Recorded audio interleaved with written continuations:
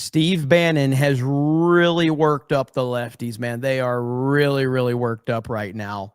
So let's listen to Steve Bannon talk about Trump 2028. Trump is going to be president in 28, and people just ought to get accommodated with that. So what about the 22nd Amendment? There's many different alternatives. At the appropriate time, we'll lay out what the plan is, but there's a plan, and President Trump will be the president in 28.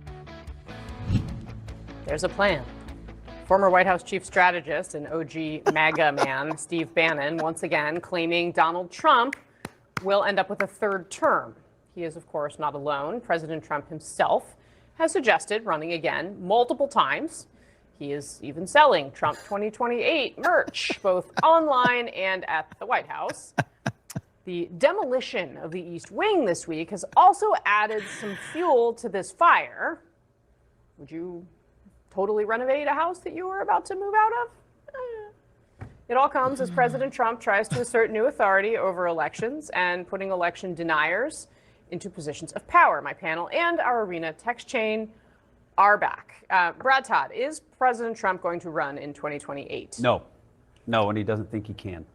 He doesn't think he can. He doesn't think he can. Say more. Yes, it's. I think that Steve Bannon, Jared Kushner once called Steve Bannon a suicide bomber in his time in the White House, and I think that that's probably this is another effort to stir up trouble and get clicks. I do tell you that if there was a plan, I don't think they would do it in an interview with The Economist. I mean, I love The Economist. I subscribe to The Economist.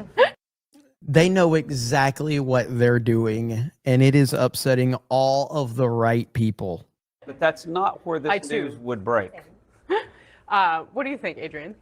Look, I mean, I appreciate your optimism, and I hope you're right. But I think we have to take this seriously. I mean, I completely agree with the way you laid out at the beginning of this segment, Casey, which is, first of all, you don't do a giant overhaul, which is highly controversial, of the East Wing of the White House, completely demolishing it, if you're only going to be there for the next 3 years or so.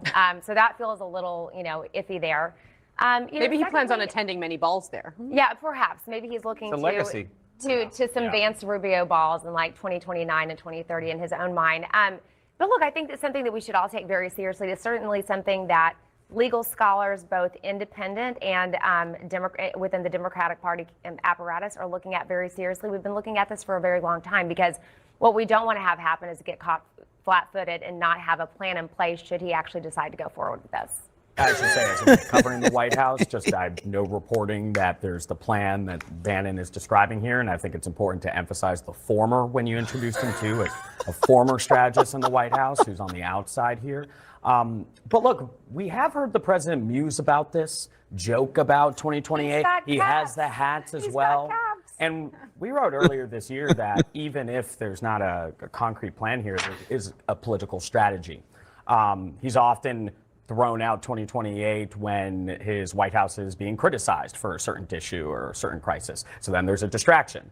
It keeps the spotlight on him. It also keeps people guessing in a way. We were talking just trolling. I mean, is there's that part also, of it? I mean, we know this White House there's no shortage of trolling online as well, and sort of the quote unquote owning of the Dems. What the hell is this thing next to them?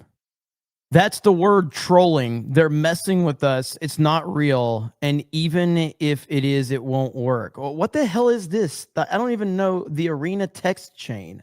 I don't even know what the hell this is. This is like in real time watching their emotions break right before our very eyes. And the libs. I do think the spotlight part here is important, and I think there's a link between this and also the construction of the ballroom, which is even when he leaves the White House, he wants a certain stamp of his to be on the White House. And, well, that stamp is already there. And that stamp is there. Well, it's part actually of it is gone right now, right? Exactly. On the East Wing. But he wants people to remember sort of the Trump era even when he leaves. What I will say is that this is incredibly triggering to Democrats. And people use the word trolling. I don't know that this is trolling necessarily. He has them so broken. They're going through the emotions right now. They're trying to figure this out. They're trying to process it. And it's beautiful. And they're going to be going through this for the next 3 years. This is fantastic. What I would say is that this doesn't come out of a vacuum. I mean, this was a president who tried to launch an insurrection on January 6th. This is a president who's still trying to litigate the 2020 election. This is a president who is putting people in positions of power that has to do with our next election too, that are election deniers. I mean, there are many things that could lead one to believe that it is not beyond the realm of possibility. We wouldn't be saying this if this were Biden. We wouldn't be saying this if this were Obama. It wouldn't even be a subject of discussion. Using the National Guard in ways that could, well, and be helpful speaking in of 2026 midterms.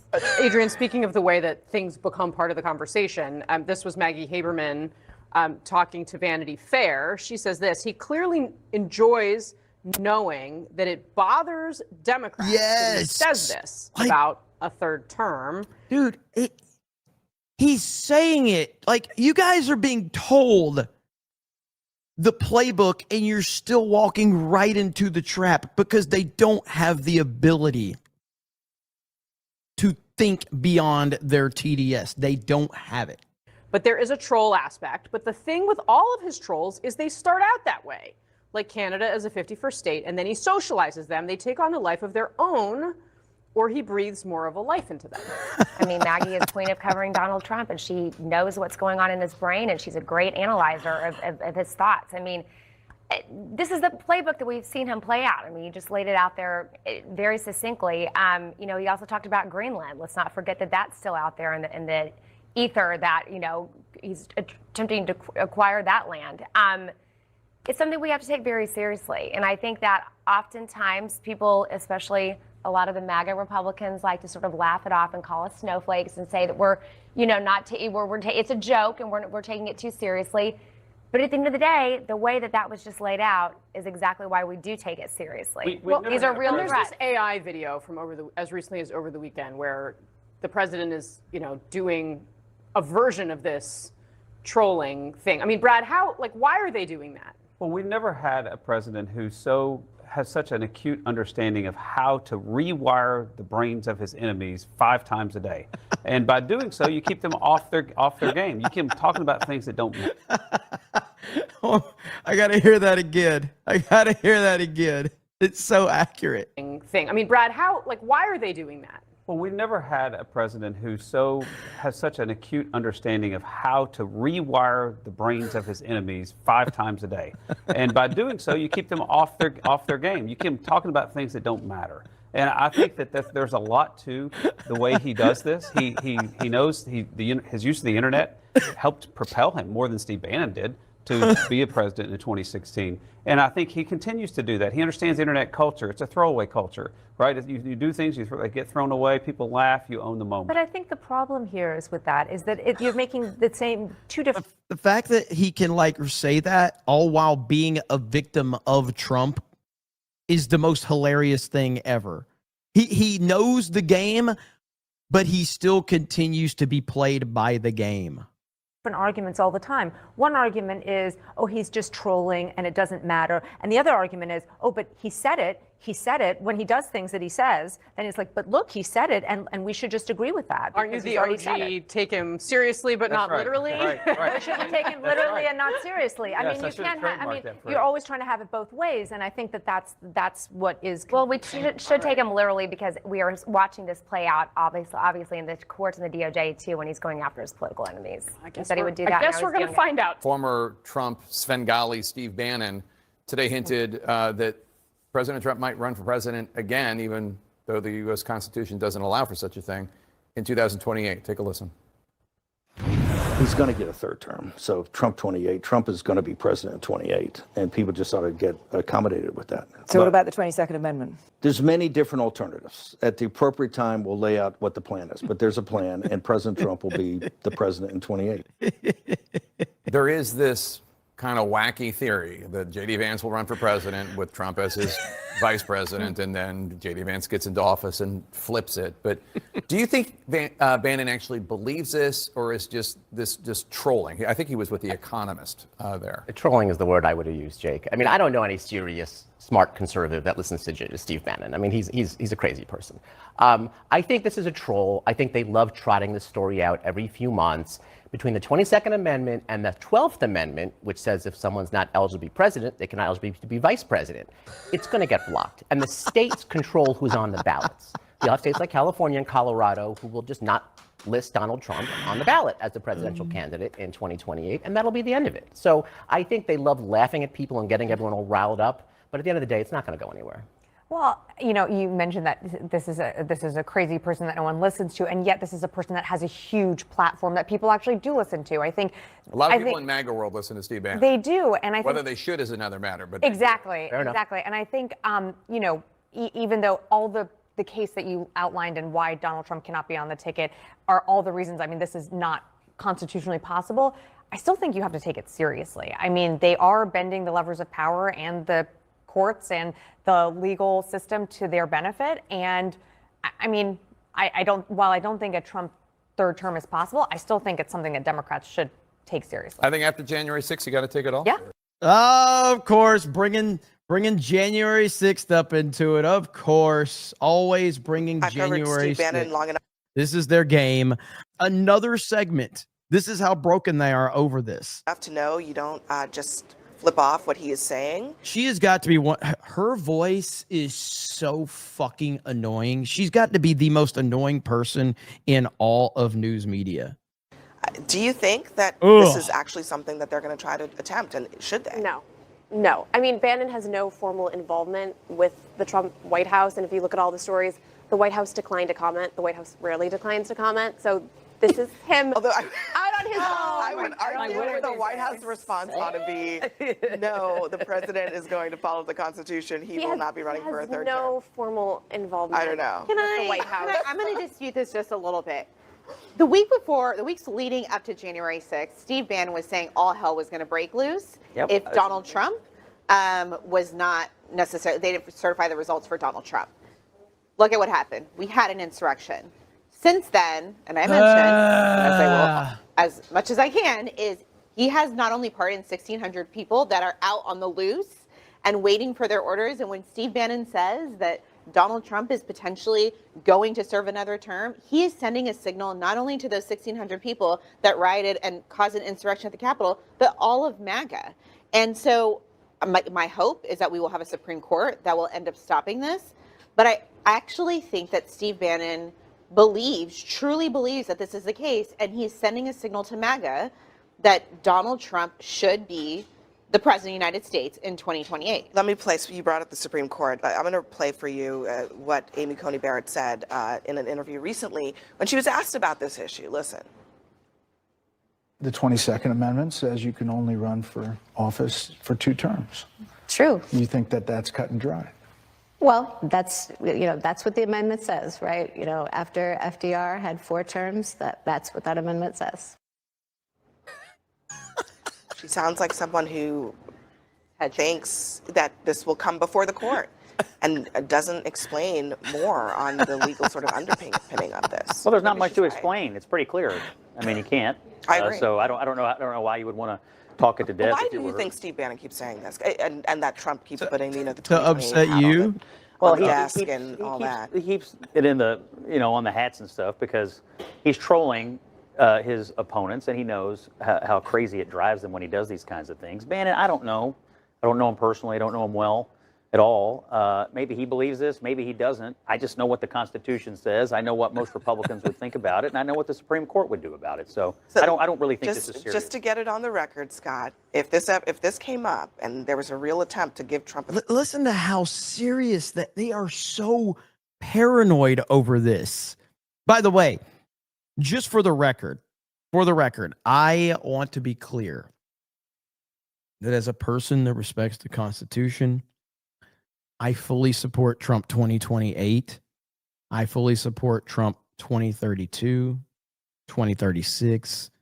I fully support Trump forever.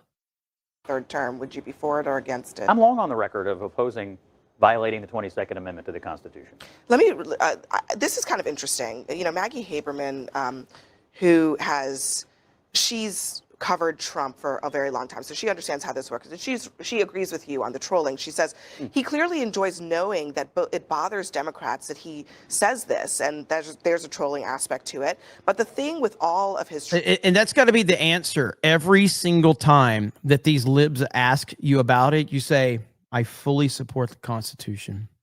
I fully believe in the Constitution, and I fully support Trump 2028." And just watch their brains break. They're like, what do you mean? That's how you have to answer this. You just have to say it just like that. And just watch their brains break. Trolls as they start out that way, like Canada as a 51st state, and then he socializes them. They take on a life of their own, or he breathes more life into them. I've covered Trump as well. She is right about that. Steve Bannon is not in the White House, but he's constantly speaking directly to Trump, to people around Trump. These things do take on a life of their own in Trump's own mind. And often that is all that is needed, the permission structure, to figure out one way or another how to make things happen. I mean, they've already pretty much understood what the vulnerable points are when it comes to the institution. Jamel Hill. The fact that you've got Jamel Hill on here to have any type of level-headed discussion is insane. As I continue to say, the institutions are only going to work if the people within them are willing to defend them. And considering that he put together this Supreme Court, and he did it for a very specific reason, because he knows the things that he tries to do that are outside the lines, that if it gets there, he understands that he has crafted the perfect scenario, and it's checkmate. And so, like, for people to take this seriously, I think we absolutely should. And I'm sorry, I don't understand this game that we play with him. Is like, oh, when he says things that are very dangerous, he's kidding. But then when he actually does it, it's like, oh, I guess he meant it. It's like, I'm not going to play the whole what does he mean game and, oh, he's just trolling, when he has shown time and again that he's very serious about the things that he says. Well, everything is a test. Yeah. And he's just going to continually see how far he can get with everything and just see how far he can go. And yeah, considering how hard it was to get him out of the White House before, why do we think that this would be any different? We see who he admires. He admires dictators. The dictators don't leave. So, like, why would we think that he was joking? What does this say about the support for, like, a J.D. Vance, who's widely seen as perhaps the next person in line, that someone like Steve Bannon continues to suggest that it's not going to be the next guy. It's not going to be Don Jr. or J.D. Vance. It has to be Trump. Let me just play a little bit more from this interview with The Economist, where Bannon kind of expounds on that. The only way President Trump wins in 2028 and continues to stay in office is by the will of the American people. Yeah. Okay? And the will of the American people is what the Constitution embodies. And so I think we're going to be in good hands there. We need to finish what we started. And President Trump is the instrument, a providential instrument to finish this job. Lydia, if you're J.D. Vance, what are you thinking right now? I think he thinks that Steve Bannon is trolling. I don't think he takes this seriously the way that we are at this table. That's just the reality. And even Bannon said he thinks it's the will of the people. How do you tell on yourself actively? You're like, J.D. Vance isn't taking as seriously as we are at this table because he knows Trump is trolling. Yet you guys are having a full-on meltdown. You guys are having a full-on panic attack right here, all while admitting that you believe Trump is trolling and that you guys are taking this way too seriously. This is fucking amazing.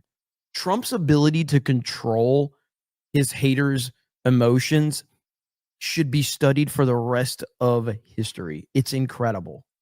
The will of the people is clearly not supporting that whatsoever. The So Republicans need to speak out, and I'm not sure we are going to get Republicans actually telling Trump this is not a good idea, or Steve Bannon. And I think that's Trump is not saying it's a good idea. I mean, he said just a few weeks ago, I'm not running in 20. I mean, he's it's a poo-pooed clickbait this. headline. He has poo-pooed this. But you would call up Trump if he is considering this and tell him this is a bad idea. If he asked me, I would tell him you can't do this. It's so good, man. I love it so much. So yeah, Trump 2028 is going to happen. It needs to happen. And we do support the Constitution. And this is why we support Trump 2028, Trump 2032, Trump 36. Just continue 40, 44. Like, this is why, because it's important.